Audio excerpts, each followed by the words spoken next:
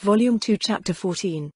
Nina and Britta sat in Henry's home along with Peter, Lucrute, Nfia, and Jugum, each of them with a simple wooden mug in front of them that had a frothing head of beer hovering above the rim. Getting Sir Moman to request rulership of the village is a big step forward, but it probably won't happen before we have trouble, Peter said, and the faces around the table turned the color of ashes. Peter, that's a little harsh, isn't it? Nina asked with a quivering lip. He gave her a long hard look in return. No, it isn't. Even if he reached the capital already, and that is optimistic, the invitation Lupo told us about won't have the ball for days. Meanwhile it's been weeks. I have absolutely no doubt that they've worked out the villagers were missing and sent out soldiers to search for where they ran off to. So we need a plan for ourselves, Peter said and jabbed a finger pointed down on the surface of the rough wooden table for emphasis. He then slowly wrapped his hand around the handle of the mug and took a swig. What about those two monsters Aura brought the other day? The troll and the Naga. They each have a bunch of subordinates that are going to come here too. Won't they prove a good defense? Henry asked and bit her lip. Maybe so, Britta added, staring down into her mug and speaking with a bitter voice, but they're afraid of Aura and Mare, and neither of those two are staying here. We can't count on them, that's the thing. If you don't have people you can count on, you can't make a plan. Even if you do, it will likely fail from the lack of trust. Oh come on, Britta. No more of that, Lucrute said, and Britta shot him a glare that held until he trailed off. Shut up. Britta spat the words at him with venom and took that long, hard glare at him and stretched it out even further. I was stuck with the copper plate for a lot longer than I should have been because nobody would work with me. They wouldn't even give me a chance, even you guys wouldn't give me a chance. You only gave Nina a chance, she pointed at the magic caster, because she bound her tits down and cut her hair to disguise herself as a young boy. Don't tell me not to say true things because they make you uncomfortable, Lucrute. Especially when they're relevant now.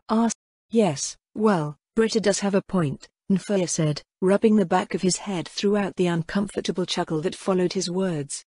The two groups of villagers need time to mesh. The newcomers are also very weak, very underfed. The trolls aren't much of a problem as long as they're fed, and Nagas are supposed to be intelligent, and able to live off regular food. But they're not all working together or training together or anything. Even I can see that much. The locals of Kani don't associate with the runners are willing to work, but they don't associate with anyone from Kani. And nobody outside of this room says our names. Jugum added in a gruff voice and folded his arms in front of his chest. Goblin this, goblin that. They're friendly, but that's all. We're not comrades. Lucrute had the grace to look somewhat shamefaced and read at Britta's withering criticism, nor was Britta alone in her glare. Nina's eyes were on him too, as were those of their host, Henry. Peter wore a somewhat uncomfortable expression before Nfia redirected things, and his cheeks were tinged red. But the bitter stares did not touch the leader of the former Swords of Darkness. I can do something to strengthen the newcomers, thanks to opening up the woods.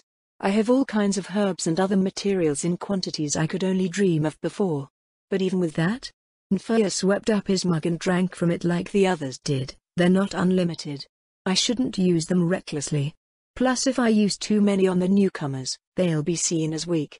I've seen others in the village look down on the runners, that might make an already difficult problem worse. Nina frowned. Maybe I shouldn't have come here and asked for your help. This is just making trouble. I should go turn myself in, tell them I did it. Then they can go back home and... No. Peter, Britta, Lucrute, Henry, and Nfia said all at once. It was Peter however, who explained why when Nina's eyes popped open at the uniform utterance. Nina, even if they believe it was just you acting alone, they won't care, you should know this. One peasant's death will never satisfy the bloodlust over a noble's death, even if the noble was lecherous trash. Even if they think he was trash, he was a noble's son. Anything less than a village, and they won't care who did what. Just being present is enough to be guilty. You know this best out of all of us. Yes, I know, I'm sorry. I was just hoping. Nina blinked her eyes. There really is no way out, is there, when they find where the villagers are? Britta bit her lower lip, then drained her mug and said with light bitterness, no. Maybe if Sir Moman becomes a lord first and takes this land. Now that he's an adamantite ranked adventurer, I'm sure if he took it personally, he'd bring the guild into it, and they'd probably prohibit contracts with the offender. That's as good as inviting monster attacks. But that is even assuming he becomes a lord at all. There is one thing we can do to bring everyone together, but I don't know if we can manage it. Lucrute suggested, and the table leaned toward him. Simple, he said and held up a mug like he was about to propose a toast. The answer is right here. He pointed toward it with his free hand. The interested looks turned to snorts of derision and a collective sigh. Wait. Hear me out, he said and took a swig that drained it near to empty. Look, I've been watching the women, he began. I'll bet you have. Britta, Henry, and Nina glared at him when they all said the same thing, but Lucrute pressed on. And the men, and there are a lot of unmarried people from both villages. Lucrute began, and Henry immediately picked up on where he was going. Henry, your father and mother lived here, right? Lucrute asked. Yes, they did. Henry answered as Lucrute's words picked up speed. And Nina, yours met in their village, and Peter, Britta, yours all met in your own village, right, and right, just like mine? Lucrute pressed, and dawning looks of understanding began to form on their faces as well. We've got a strange situation here, where we've got two villages inside of one set of walls. So to bring them together, we hold a festival, call it the Festival of Axel, to celebrate the Adamantite team and the rescue they provided us. Then we get everybody really drunk, and wait for them to start screwing each other. Lucrute looked from one person to the other. There were doubtful, but interested looks. Lucrute, this isn't just one of your feeble-minded attempts at finding someone to have sex with you, is it? Britta asked, and to her surprise, he gave her a profoundly serious look. No. Not this time, Lucrute emphasized and pushed his idea hard. The family system of a village is fine when there's only a village. You grow up next door to a boy and you're a girl, guess who you're going to marry? But we've got more than that, and we've got to break down those walls. If they start pairing off between each other, the new and the old will be all new. Lucrute suggested, and just for good measure, I'll have you know I'm a fair musician, and I know all kinds of bawdy tunes to get some action going. Good, but we need more than that, Nina said, and gave Peter a suddenly confident look. Games. The two said in unison. Games? Jugum and Nfia traded confused glances and scratched their heads at the same time. Yes, adventuring teams usually play games to build familiarity. We can pair old and new up together in groups, so that they're forced to work with new people and come together to win. Peter explained. I can offer up some moderately priced potions as prizes. Nfia proposed, a blush to his cheek as he sought a way to further participate. Fine, and we can have the goblins and us veteran adventurers act as team captains. Britta proposed. Jugum's gruff tone followed. And we can do that in training too, mix up the groups so that the runners and the people born in Carney are used to fighting beside each other. They'll build trust that way too. We have enough beer, and if we hunt really hard, we can get enough food quickly. If we push this hard, I think it can work. The tense mood in their little council began to ease, and with it came new confidence. I think that settles it. We can start integrating the trolls and Nagas when they arrive, and if I have to, I'll use this again. Henry touched the horn that hung around her neck. It may not bring many, but every sword and arrow helps. Their nerves were considerably eased by resolution, and their mugs had all been drained to empty. So now that the worry beer is out of the way, how about the relief beer? Lucrute asked with a cheeky, rosy grin, and nobody laughed, as Henry was already rising to go bring over a small cask. Arch was sitting in the chair in the study, across from Sabos as she usually did, and as per usual, she was telling him everything she knew about what he wanted to know. Noble society, how dances were done, who the most important people were, what powerful figures she'd been acquainted with, and what they were capable of. He demanded everything, she held back nothing. Part of her wondered, is he a foreign spy? Am I betraying my country by telling him all this? It sometimes nagged at her, but brave as she was against monsters, whenever the dread closed over her heart like the icy hand of death, she fended it off with the warm promise of the safety of her sisters. Master Tian, you have a delivery, Solution said from the door. Arch looked over at the beautiful woman and her blood froze the way it always did. Sabos was cool and cordial, Solution was nothing but polite to her, but the way the maid's eyes followed Arch, the magic caster felt like it was a look of hunger. However, that was forgotten when Quadrica and Eureka entered the room and saw their sister. "Sissy," they cried and ran to her. Arch shot up so fast and with such force that she toppled the chair over behind her when she rushed over to them. She went to her knees and embraced them as they leapt into her arms. She kissed their cheeks and squeezed them tight until they let out phony groans to show she was starting to be a little rough. Pent-up tears ran down Arch's cheeks as she kissed their own. She went from one to the other and back again. Their little stuffed bunny rabbits dropped to the floor in favor of squeezing their sister instead. It was several minutes of this before Arch composed herself to look over at the aged lord. What happened? How are they here? Arch felt the existential dread coming over her, the initial happiness at the reunion tempered by a grim knowledge that this didn't happen out of nothing. Solution: how much? Sabos asked the maid who still stood in the doorway. The maid gave a crooked smile to the butler of steel. 10 gold coins from the budget to get Sanik to withhold further credit from Sir Fert, 5 more for the lie that little blonde girls were exceptionally fashionable slaves, and the usual extension of credit for another 100 coins, with those 2 as payment for his current interest. Archer's face went pale. Our father, he sold Quadrica and Eureka to you for a 15 gold payment and a 100 gold coin loan? 4 little bright blue eyes stared up in total innocence of the exchange. Archer's fingers tensed. She squeezed the pair more tightly than before, her jaw tensed, and she looked over to Sabos, putting her hands to the backs of her sisters' heads and drawing them in as tightly as she could. She asked the only question that mattered. What happens now? Solution: call for a gate. Sabos ordered, and then he stood up from where he sat. Arch felt only confusion, fear, terror. All at once the impossible whirlwind of emotions tore through her. Her hairs stood on end, her face paled, her heart raced and she clung to her sisters as if terrified that they would be ripped away from her. But beyond it all, lay an unbridled hatred for a man she would never again think of as her father, and for a mother she would never forgive for letting it come to this. Now, he answered her, it is time for you to meet my master. He pointed behind her, and her jaw fell open when she saw the whirling void in the space behind her. Pass through this, and your wish will be granted. Sabos promised. Arch swallowed hard when Solution stepped through and vanished. Sabos stood beside it, waiting while Arch stood. She drew back from her sisters. Come with me, I know this is scary, she said in the understatement of the year as they stared at the void with tears of fear in their eyes and shaking little bodies, but I will protect you, I promise. Thus reassured, they clung to her when she stood up, so that she was carrying one on each hip, and she stepped through what Sabos called a gate. Volume 2 Chapter 15. What a man. It's enough to make me wish for a crisis, like a demonic invasion or something, just to get to see Momen again, Evil Eye said and let out a longing sigh before she slumped back in her chair in their booth at the Adventurers Guild of Reasties. Don't even joke about that. Lakeyus shuddered, shut her eyes, and her quiet voice became grim as the grave. Her hand touched the hilt of her sword. Demons are powerful and dangerous.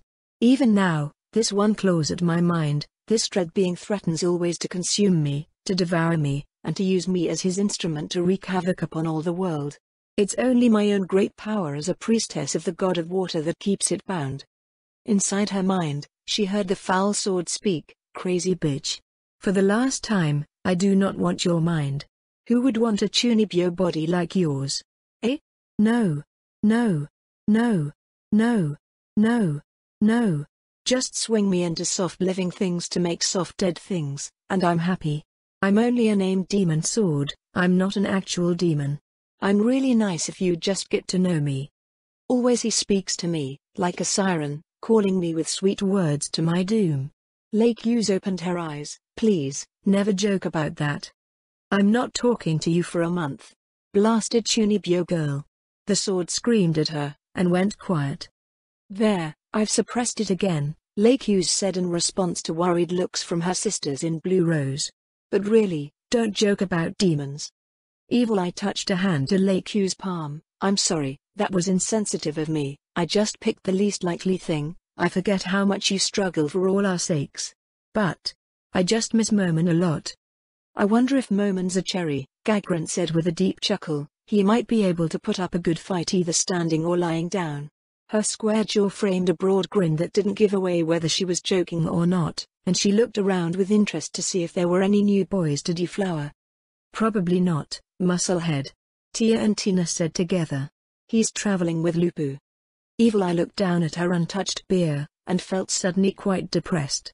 It was Lakew's turn to offer comfort. Hey now, I'll bet you'll see him again before you know it, it's only been a few weeks. The radiant blonde priestess said as encouragingly as she could.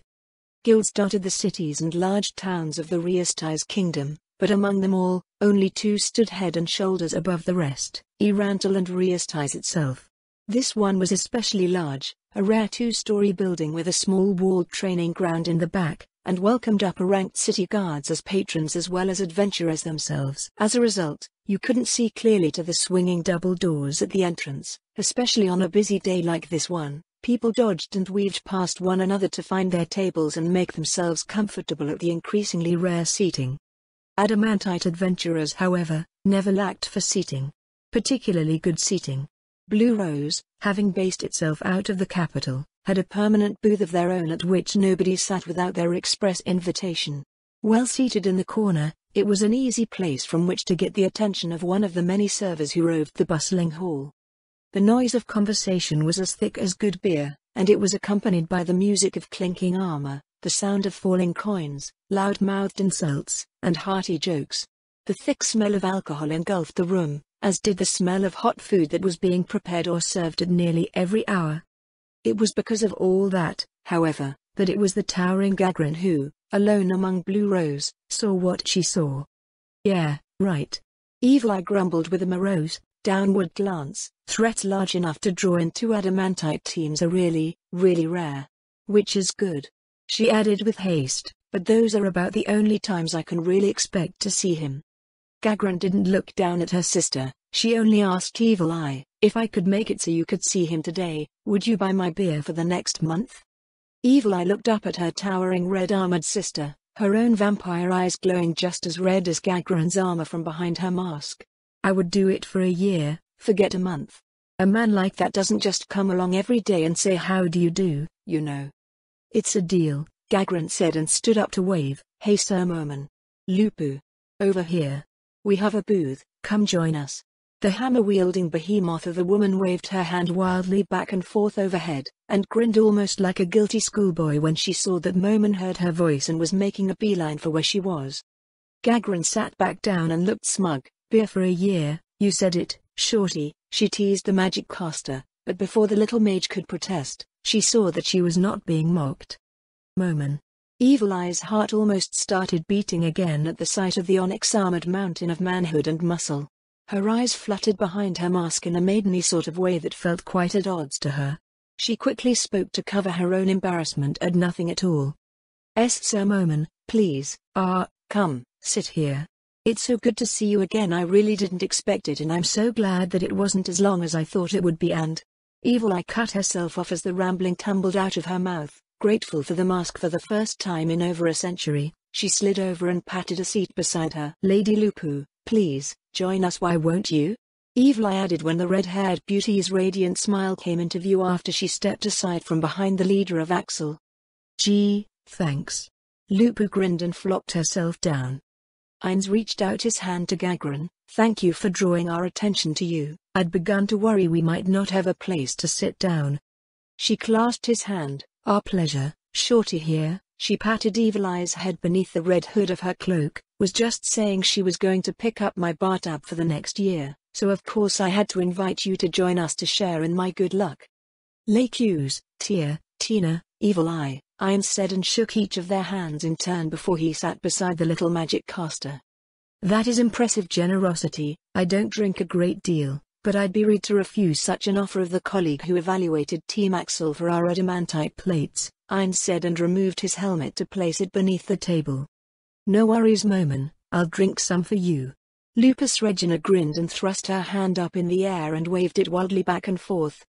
Yes, of course. I was absolutely honored to evaluate you, and I'm happy to have a drink with you both. Evil Eye added with haste and wished that she was unable to blush. Even with her mask, she felt like the dark-eyed hero could see through her. A busty young server with a tray full of silver-looking mugs approached, blonde with a brown vest that cut off to show her bare midriff and wearing a dress slit up to the thigh and with her hair swaying around her back. She was dressed for attention. Her sharp features and gentle brown eyes were eye-catching to say the least.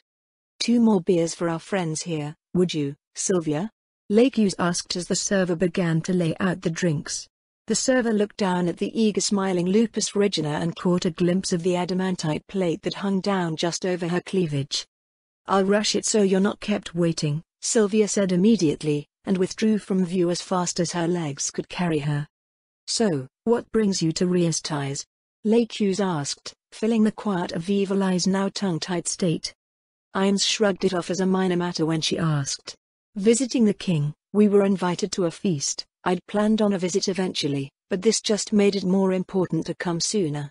I had wanted to do a few more quests, but there simply hasn't been much worth mentioning. Though I hear there is a basilisk causing trouble and I planned on going to kill it, but it could have made trouble for the guild if an adamantite adventurer snubbed an invitation from the royal family." What a noble person, putting the guild ahead of his own desires. Evil Eye thought. Perhaps I can trust him with my secret, or is he so good that would he kill me? She didn't even consider that it would require effort on his part. Having seen the way he fought, her pride compelled her to admit it. Both of Axel's members were well beyond her skill and strength, and her instincts screamed at her that there was much more to both than met the eye. "If I want a future with him, I can't start it with a lie," Evil Eye told herself, but the temptation to keep her cover through it all did not vanish in the least. "Where are you staying?" Evil Eye asked. "I have a place of my own here." The server interrupted and laid down 2 large mugs, one in front of Lupus Regina, the other before Ines. "At least I can drink. Thank goodness that alcohol was a big part of salaryman life." "Thank you," Momin and Lupu said together, though if his voice was noble, hers was wildly enthusiastic. She took up the mug with one sweeping gesture and began to drink it down. Ines took his own up and began to drink like the rest, pacing himself to them. Lupu and Gagran caught one another's eyes when drinking at the same moment, and began an unspoken, informal contest between the two. "Keep him coming!" Gagran and Lupu shouted at once, and the server dedicated to the table returned before the first mugs were slapped down to the table and the two locked eyes in earnest. "Not bad, little red beast, not bad. But let a veteran show a virgin how it's really done." Gagran's taunt lit the competitive streak in the battlemaid, and they snatched up their mugs again and began to guzzle. Within an hour, Gagran and Lupu were taunting one another's drunk faces and chatting like old friends, trading barbs, and growling at one another whenever their mugs went empty. Lupu slapped both hands down on the table and leaned over it, glowering up at the towering Gagran. "You may be a mountain, but I'll climb up and show you who's boss. I prefer young virgin boys, but you're so damn pretty I might make an exception for you, Lupu." Gagran laughed, and far from blushing, Lupu straightened up, snatched up her mug, and they began to rush to outpace one another in draining the contents. Little golden rivulets of beer went down their cheeks, and it dawned on Lakes. No wonder Momin and Lupu work together. It isn't just strength, she's got a wild bestial energy to her that complements his reserved and cautious ways. Lakes considered the seemingly mismatched pair and re-evaluated her prior poor thoughts of the cleric, Lupu. She's not undisciplined, she's passionate like a shorter and prettier Gagran. Evil Eye meanwhile, had begun trading words with Momin again, and made a second attempt at drawing him to her home. "If you have nowhere to stay, Sir Momin, I have a place here in the city. You could stay with me until your business is concluded at least." Evil Eye raised her voice, her mask hiding her blush from everyone but herself when she looked up at the swarthy chiseled features of the Dark Warrior. "That wouldn't put you out?" Ines asked. She rapidly shook her head and thrusting her hands out in front of her, she shook them back and forth as well. No really. I would. I'd love to have you spend the night with me." Gasps stopped the entire booth dead and they one and all stared down at the mage. "Wow. She's horny." Lupu hiccuped and slumped back in her chair. "Go for it, magic girl," she added. "And people say I am forward, really?" Gagran added. "Horny," Tia said. "Very horny," Tina added, and the twins faced one another and gave sharp nods before reaching for their mugs again. Evil Eye Ines began. It took a second for Evil Eye to realize just how she'd said it. Excuse me. Yes, I have to, tomorrow, things, reasons, excuses, pardon me, la. Sir Momin, I'll see you tomorrow." They watched as Evil Eye fled, dodging in between people like she was rushing through a battlefield avoiding her foes. "I believe that would be my cue to leave," Ainz said and stood up. He held a hand out to Lupus Regina, who took it with a wicked, flushed grin. "I'll see to my companion. I planned on staying here for tonight, if there are rooms available," he added. "If there aren't, tell them you can have mine," Lakes said. "We have rooms here on permanent reserve, but we never use them." "Thank you, I'll do that," Ainz replied and bowed. He glanced over to Gagran. The woman had slumped forward and fell face first to the table where she promptly began to snore. "You should probably take care of that one too," he chuckled. "Passionate followers, a blessing, a curse, a gift, aren't they?" Lakes gave an indulgent and sunny smile when she glanced up at the dark hero. "I wouldn't have it any other way," Ainz answered, and the stumbling Lupa pressed herself against him as they walked away.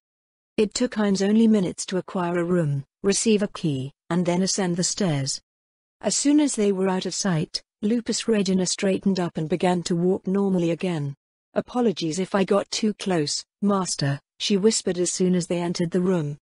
Ainz locked the door and looked around. It was a single bed, not unexpectedly, but it was quite large and covered with thick furs. "It's fine. Why did you start pretending to be drunk, anyway?" "A message, Master. From Seiboss. They're ready for you, and the next phase, to meet his tool and make it yours," Lupus Regina said and rubbed her hands together. "But the beer really was pretty good, and I like that big one.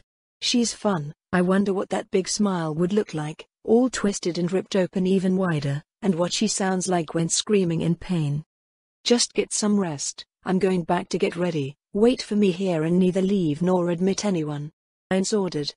Lupus Regina nodded rapidly. "Yes, my lord," she said, and sat down on the bed when her lord vanished through the gate, and left her alone to wonder what it would be like to torture her new friend.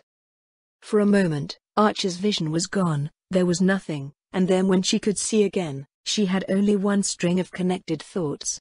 Did Seiboss kill us? Are we dead? Is this heaven? She could be forgiven for the question, because beneath her feet lay the softest ground she'd ever felt. Rolling hills of perfect green, a bright blue sky and a light spring-like breeze caressed her skin the way she imagined a loving parent would their own child. To her right, a great lake stood still but for the small waves created by the breeze that lightly billowed through her hair. In the distance, a high tree grew with great broad branches in every direction. Her sister's fear, and her own, were rapidly diminishing when Seiboss walked from behind her, stood between herself and solution and said, "Welcome to the 6th floor of the Great Tomb of Nazarick." Tomb? This is a tomb? Are we dead? Arch squeaked out in disbelief, her bright blue eyes wide as the sky whose color they mimicked, or so they felt for a moment.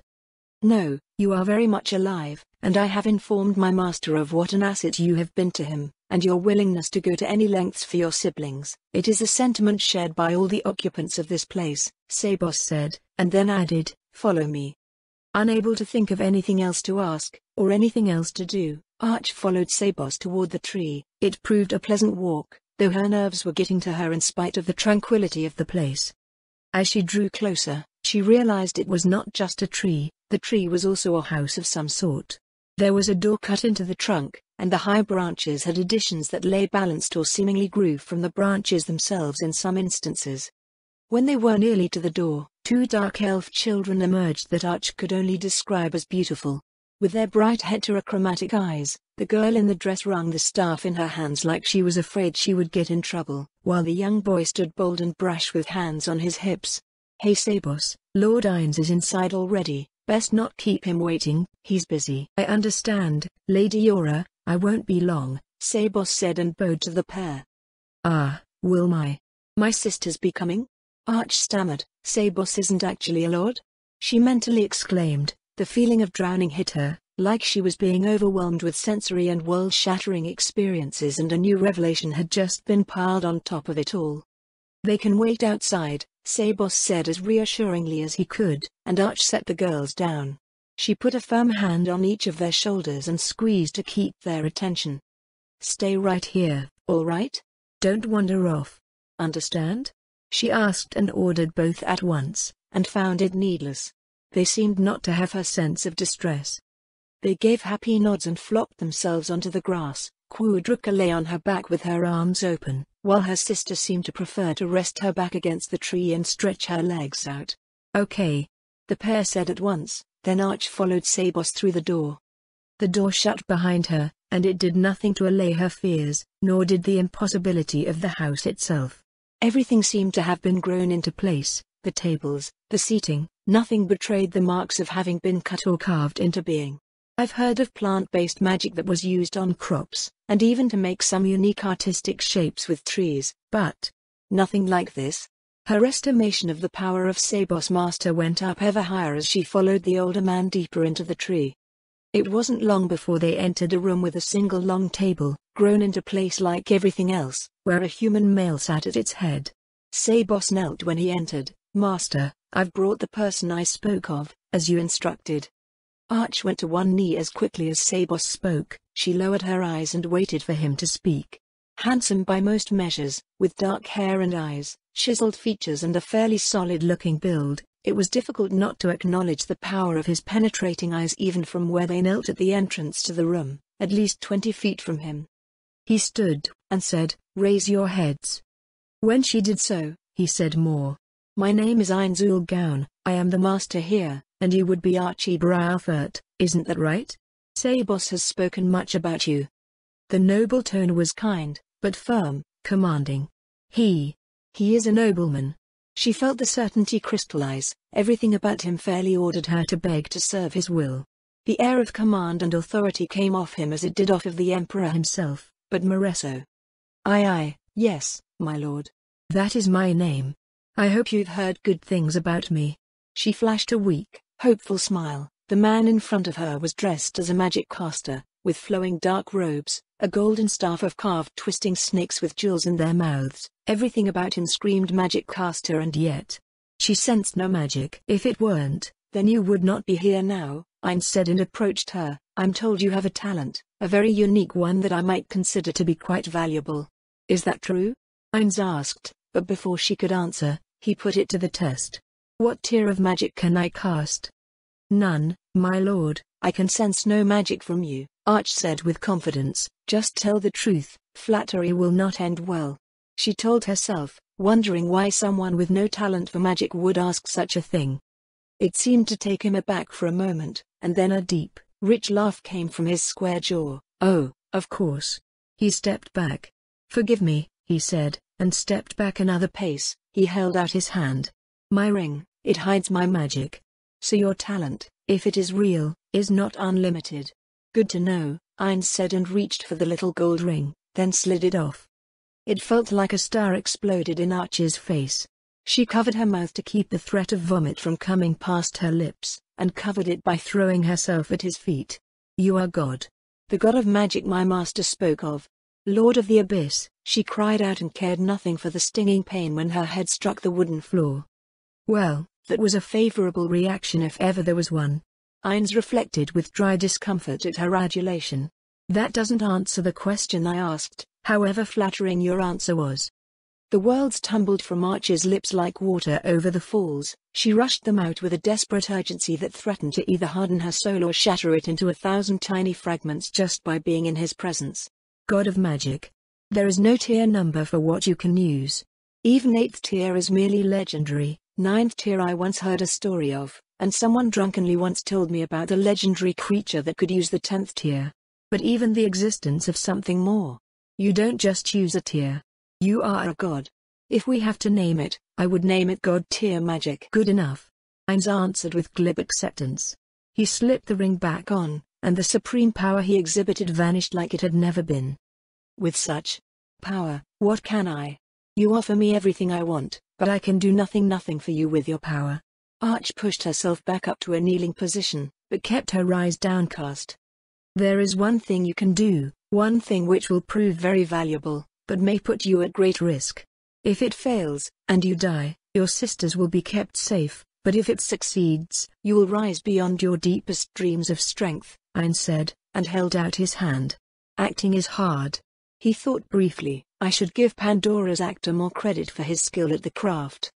Arch saw the hand when it entered her field of vision. "Take my hand, Archie Braufert, swear to submit to the will of Ainzul Gaon, Swear your absolute allegiance to the halls of Nazarick, and even the dreams you don't yet know you have, will come true. Master. If my sisters live free and happy lives, the only dream I have that matters will have already come true. I swear, I am yours. do with this body whatever you will. I will obey. I will test my comrades, tell you everything about my country, and follow you even to the point of death, or beyond it if you bring me back. Arch swore, and taking his hand, she turned the palm down, and pressed her lips to the ring he wore on his finger. Then my first order is this: follow me, Ainz said, and walked past them out of the room, leaving her to snap to her feet and follow as fast as she could. Volume 2 Chapter 16. Her sisters were more than happy to remain where they were when the trio passed them by on exiting the house, though where Lord Ainz was taking her, Arch couldn't even begin to guess. The long and convoluted route of halls and rooms were almost too much to believe, though Sebos and her new master took it in stride. One thing she did notice was that there was a definite slightly downward slope to be had, nothing large, just barely noticeable, but present. The dark stone was inky black, though to her dismay, though the stonework appeared stacked, the floor beneath her feet was smooth as if it had been made from one solid piece. Combined by magic, or joined by magic I can't even fathom. She asked herself and had no answer. It was a struggle just to keep her jaw from dropping when she found herself at a solid white double door. Is that wood? She asked with uncertainty, it seemed far too smooth. Ainz looked over his shoulder. No, this is a kind of prismatic ore, naturally enchanted materials that this world may or may not have more of. It is vastly stronger than adamantite and its innate magic easily modified to purpose. Arch felt her mind implode at the very idea, but could do nothing but accept it. It will only open to the bearer of one of these rings, he said, holding his hand up to show the ring she had kissed earlier. He laid his hand against the surface, and the double doors swung open to reveal nothing special. A magic circle of white on a black stone floor, and a small raised stone platform against a far wall with two sets of steps on either side, and an obsidian-looking podium rising at the front center of the platform. Stand in that circle, Arch, Ainz ordered when the door closed behind them. With slow, fearful, small steps, she did as her master ordered. She looked up at her new lord, feeling like a little bird caught in a hurricane. She didn't ask for mercy when she stood there, clutching her staff. Sebos, prepared to defend if this goes wrong, and if it does, do not let her leave this room alive, Ainz ordered, and Arch's face went pale. My lord, I won't betray you. I swear it. She squeaked the words, but he waved them off.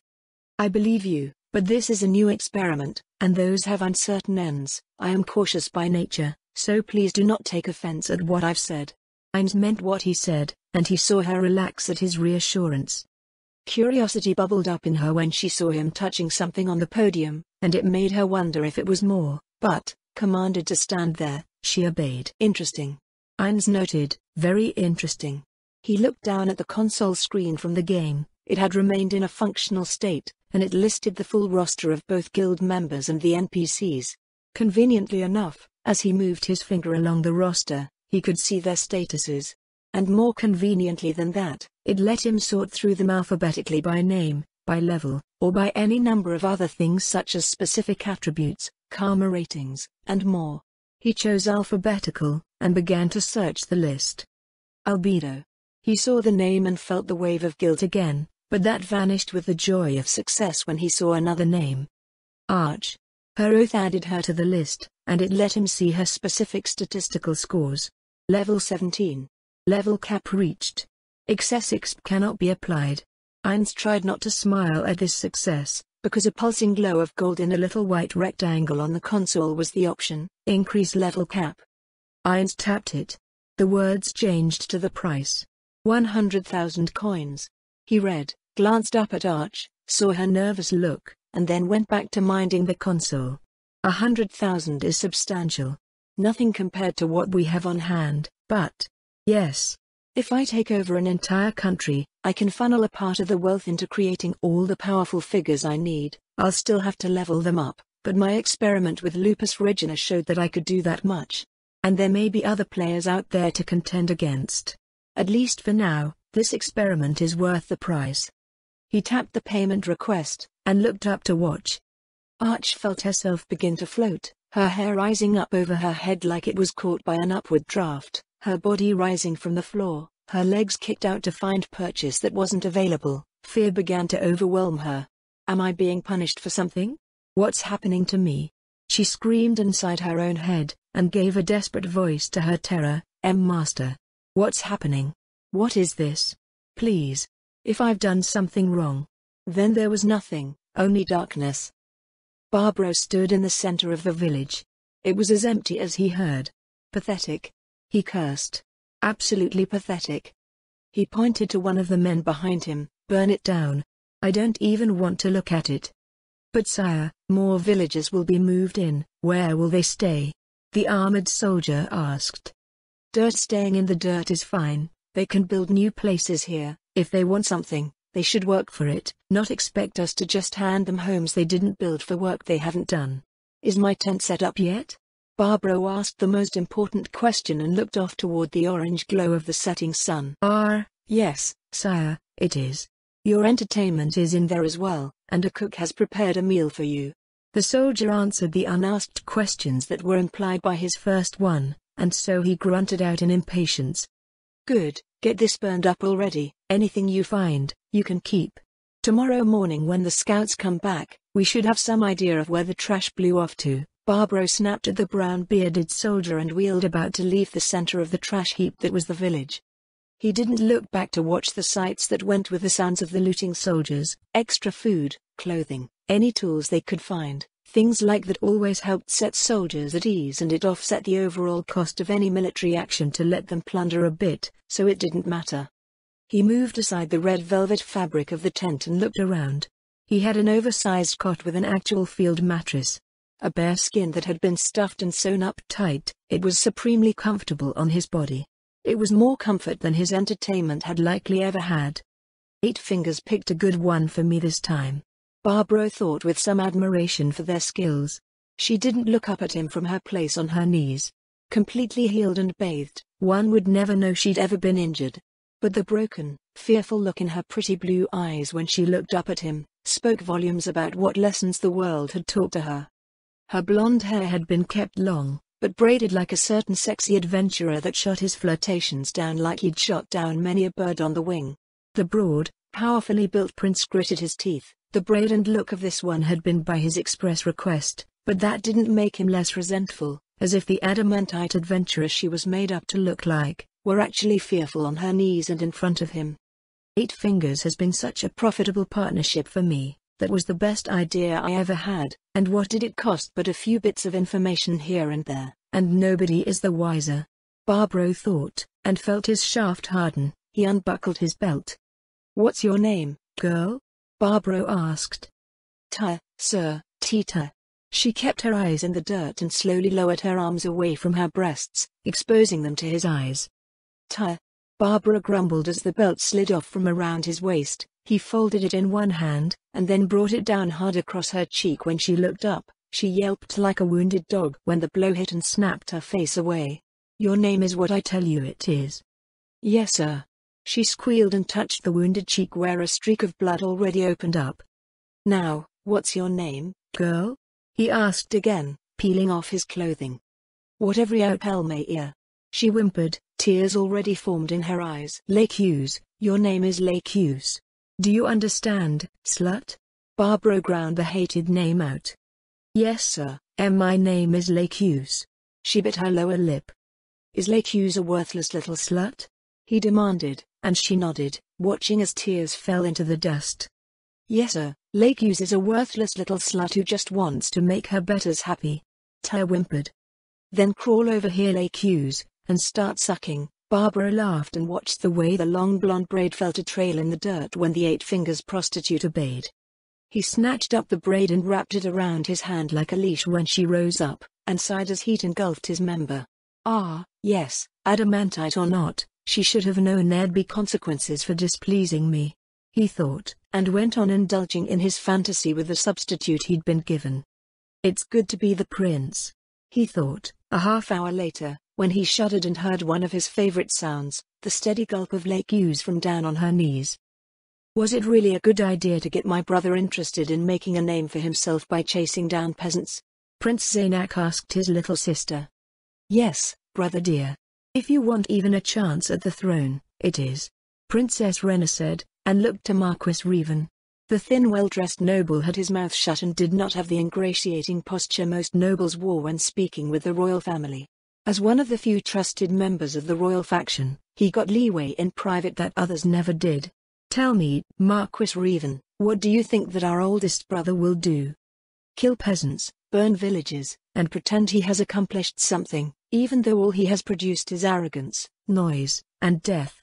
The Marquis gave the brutal assessment of the Crown Prince without any hint of doubt, but it was still a shocking admission to the ears of Prince Zaynak. You don't think he'll even try to find the ones actually responsible for the death? Prince Zaynak asked of the nobleman. Revan brushed his hair aside with one hand and slumped forward. His golden hair had a wavy look, his thin nose and slender face were accentuated by strong golden eyebrows that were naturally furrowed and gave him a fearsome, intense look. But the true power of the man, Prince Zaynak and Princess Rena both knew, was that he was a canny politician, able to play both sides of the coin at once without making enemies of either. Revan's one devotion, Rena knew, was to his son's future, which as the savvy politician knew, required a strong king and a strong kingdom, and so she trusted him to back the royal faction against the divisive noble faction that wanted a weak government for their own selfish reasons. I think he'll try for a week, get bored, and start killing people. When or even if he finds the right people, he might stop, but if he can't, he'll kill 1,000 or 2 to avenge the trash and score a few short-term political points, Revan said, doing his best not to spit in disgust at the pointless brutality. Sister, why would you? Prince Zaynak tried to wrap his head around the truth. Rena told him herself that she set him on this path, which as it was laid out by Revan, would cost many innocent lives. But she was also the one who protested against slavery and used most of her allowance, simply giving it to the poor of the capital. Because, we need a bargain, here and now. Rena's sweet eyes were gone and in their place was fanatical will. Brother, I do not want the throne. I want one thing and one thing only. I want my Clyme. Let me marry my Clyme, let me have him, and I care for nothing else. The younger prince was very quiet, his first impulse, to spit out, that peasant boy wilted on his tongue, the face before him fit with many a long-heard rumor, that misfortune befell those who were cruel to her bodyguard. Her request, and her face, all but confirmed them. I do not love our oldest brother, he is cruel to my Clyme, treats me with contempt, he is lazy, incompetent, and a coward at heart. Besides, you know he is in bed with 8 fingers, don't you, Zaynak? Rena asked rhetorically. She knew he knew, because the source was sitting with them both. Why yes. I do. He gambles, uses their whores, takes bribes for information, and more. He's as corrupt as any of the nobility. Father doesn't know, but if he did? Zaynak folded his hands together in his lap and looked down. It would kill him to know the truth. Now he won't have to. I'll do what I can, brother, you'll have to do your part, of course, but all I want at the end is for Clyme and I to be together. Rena replied to her brother quite reasonably, any points he gains will be worthless very quickly, and when they are, you will be out front to inherit the throne. Our good Marquis, she extended a hand toward the gold and white-clad nobleman, will use his connections to the noble faction to demand a successor be named, and then there can only be one answer. She gestured with her other hand to Prince Zaynak. A few thousand peasants for a throne, that's the way these things work, isn't it? And what if my stupid brother tries to leverage Clyme's life against you for information? Zaynak asked, his chubby face went tight at the suggestion. The princesses had little power, and despite her beauty and reputation, even Barbro knew there was more to the woman and would use her if he could. Princess Rena's eyes went glassy and wide, a dreadful, insane smile spread over her face, all was twisted, warped, mad, and an air of absolute malice hovered over her like the wavering ripples in the air above a hot flame. Her answer left no doubt about her seriousness, and all doubt was wiped away as she retorted, then I will make him suffer so much that people will pity him for 10,000 years, and his name will be used to describe suffering for 10,000 more.